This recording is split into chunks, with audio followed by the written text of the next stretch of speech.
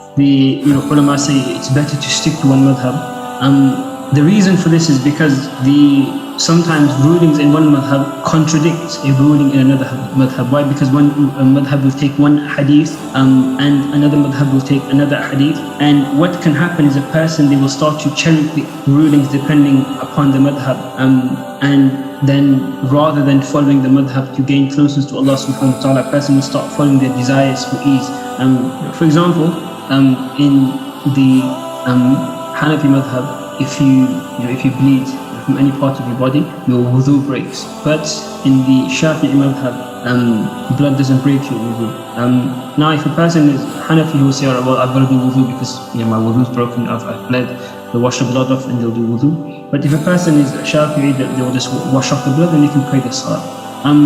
Now, both are correct. Why? Because they're both applying hadith, but both are applying different hadith and seem to contradict each other. But both of the madhahib, they've got their proofs, and they are justifying the proofs. But if a person, for example, they say, okay, well, today I'm going to pick, there's this hadith which says that, there's this hadith which says that blood doesn't break my wudu, so I'm going to just wash it off and pray my salah. And then there's another hadith which, for example, in the Shafi'i madhab, it says that a person, if a person touches their spouse, and a person of the opposite gender, then their wudu breaks. And then the other hadith says that no, it's fine. So the Hanafis, they take the view that touching the opposite gender does not break your wudu, whereas the Shafi'i say it does break your wudu. Then a person is going to say, well, I've learned both hadith. I'm not going to, I've touched a person of the opposite gender, I've touched my wife, for example, I'm going to pray my salah. Now, the ulama say that if a person keeps doing this, that he'll pick one hadith and then he'll pick another hadith, according to both madhahib, your wudu is broken. You've cherry-picked the madhahib, and rather than making, the deen your guide, you've taken your desires and you've cherry-picked. And you can't do this. Why? Because you don't have any proof. You've just seen the hadith, you don't have proof of the hadith, you don't understand the underlying rulings behind the hadith. You've just taken it and you followed your whims. And this is actually haram. Why? Because this goes in direct contradiction to the Quran, where a person takes his or her desires for their Lord. So this is why the ulama say that unless you have reached a level where you are able to actually understand the hadith to a level where you can extrapolate rulings and judge between the various hadith, like the various madhahib, and extrapolate from the Quran. Unless you get to that level, you are not allowed to pick any other madhab. And in reality, these people are very rare. The people who can actually get to this level and extrapolate and take rulings from the hadith, a few hundred in the whole world, subhanAllah. And these are people who have given their whole lives. One of these people was Sheikh Yunus, rahimahullah, who passed away in 2018, I believe. And he spent, from the age of 11 until the day he passed away, his whole life he was studying, and he never got married. And when people asked him, why don't you get married, he would say, I'm married to my books. And he himself, he actually used to extrapolate and follow different madhahib. But he wasn't following a madhab, he was following the hadith. Why? Because he got to the level where he could actually choose based upon evidence which is stronger. And this is the key point, based upon evidence. Whereas we're not at the level where we can actually take a hadith based upon evidence and say this hadith is stronger than this hadith because of this and this and this and this. This is why I'm following this hadith. We just say, oh, well, this hadith says this and this hadith says this, but this hadith is easier or this hadith is easier. This isn't, ease isn't a reason to pick a hadith. It has to be evidence. And if we are unable to, on the Day of Judgment, stand in front of Allah and say, Allah, the reason I chose this hadith was because this and this reason, and the reason can't be easy. It's got to be based on, scholastic, scholarly opinion, proofs. If you're unable to do this, then you're not allowed to choose any other madhab other than the one we have learned. If you haven't learned a madhab, or for example, if you want to change, a madhab, you're allowed to change a madhab. For example, maybe in the country that you live, this is the madhab that was practiced, or maybe your family is one madhab but you were taught another madhab. For example, myself, My family is of the Shafi'i madhab, but from a very young age, I studied the Hanafi madhab. So I follow the Hanafi madhab for that reason. So it's allowed. You don't have to, pick the madhab that your family follows, or the madhab that your husband follows. It's up to you. If you out of ease, for example, or out of maybe you were taught at a young age a certain madhab, then yes. But a person can't say I'm going to pick this madhab over this madhab because I like this madhab. What do you like about it?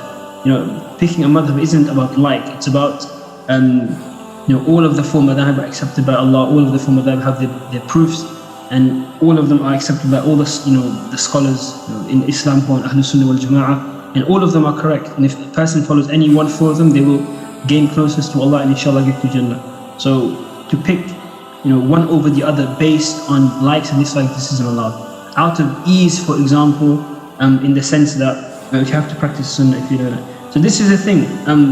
All the four madahib, they have it, like I mentioned, they take a hadith and they rule according to various factors, whether this is a Sunnah or whether this isn't a Sunnah. So they, for example, it's going to come on the next page. Yeah, okay, here it is. The Sunnah act of wudu in the Hanafi madhab is that to do miswak, is Sunnah in the time of wudu, whereas the Shafi'i say that at the time of salah it is a Sunnah. The Hanafis say no, it isn't. So even this is why, and both madhab, they have their proofs. They both have a hadith to back it up. But they say no, this is the reason why we have taken this hadith over this hadith. Very, very small and nuanced reasons. So this is the thing, because a person might say, well, I'm going to pick this hadith because it's a Sunnah. But how do you know? Based upon your madhab, if it isn't in your madhab, the reason it isn't in your madhab is because the scholars of that madhab and the scholarship of each madhab is over the Hanbali madhab, which is the newest madhab, is over 1200 years old. And then the other ones, the Maliki, the Hanafi, the Shafi'i madhab being just over 1300, and the Hanafi madhab and the Maliki madhab are 1400 nearly years old. Scholars say that Imam Abu Hanifa was actually a tabi'i. He saw Anas bin Malik radiallahu anhu and actually sat in his company when he was 13. And people say that Imam Malik as well, he was a tabi'i. He saw many tabi'i. Some say he was in fact a tabi'i himself. He actually saw a sahabi. Wallahu a'lam. But these madahib are backed by hundreds of years of scholarship. It isn't just the madhab of Imam Malik, Imam Abu Hanifa, Imam Shafi, or Imam Ahmad bin Hanbal, but it is the madhab of them and all their students until today. The madhab is being refined and it's being added to.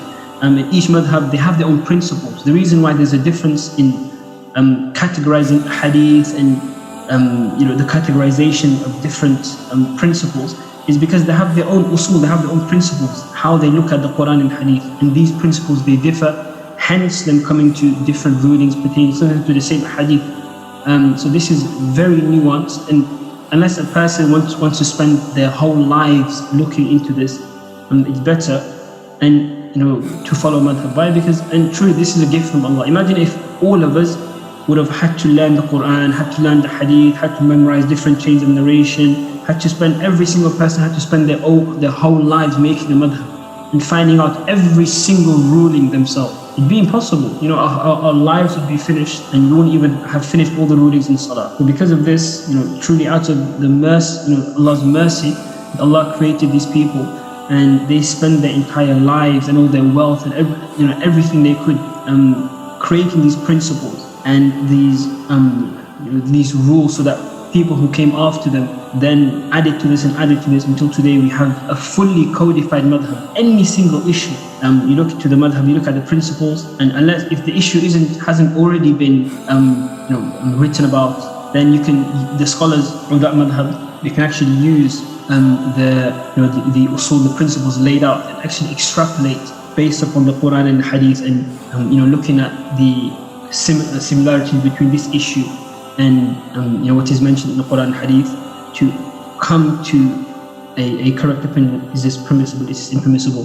What's his status in Islam? So on and so forth.